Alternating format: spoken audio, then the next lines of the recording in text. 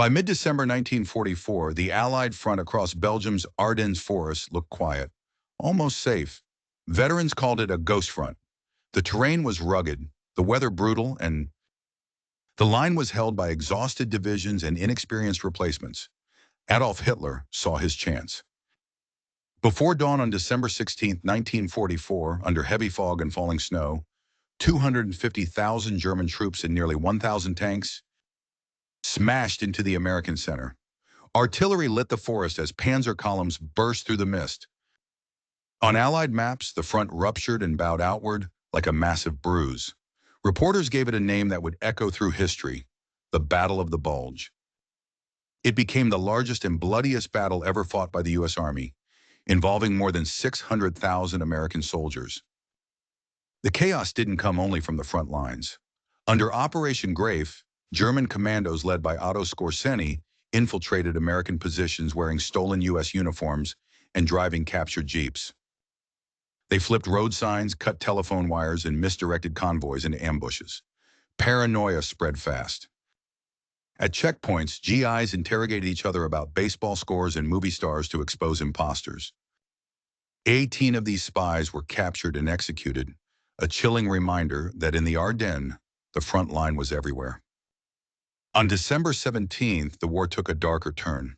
Near Malmedy, SS troops machine-gunned 84 unarmed American prisoners in a snowy field. News of the massacre tore through the ranks. From that moment on, the fight became deeply personal. This was no longer just a battle for ground. It was a battle fueled by rage, survival, and vengeance. For the men in the line, the greatest enemy wasn't the German army. It was the cold. Temperatures plunged below zero. Soldiers hacked foxholes into ground frozen as hard as stone, lining them with pine boughs to keep their bodies off the ice.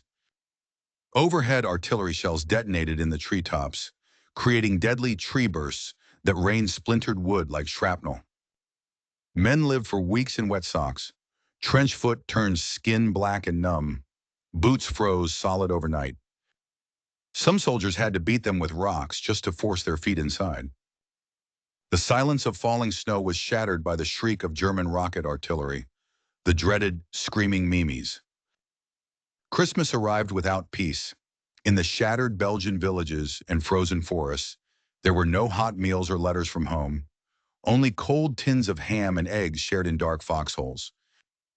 In Bastogne, the 101st Airborne was completely surrounded. When German envoys demanded surrender on December 22nd, General Anthony McAuliffe sent back a one-word reply that became legend: nuts! The German advance had one fatal weakness: fuel. Desperate Panzer units raced toward American depots, only to find them destroyed or burning.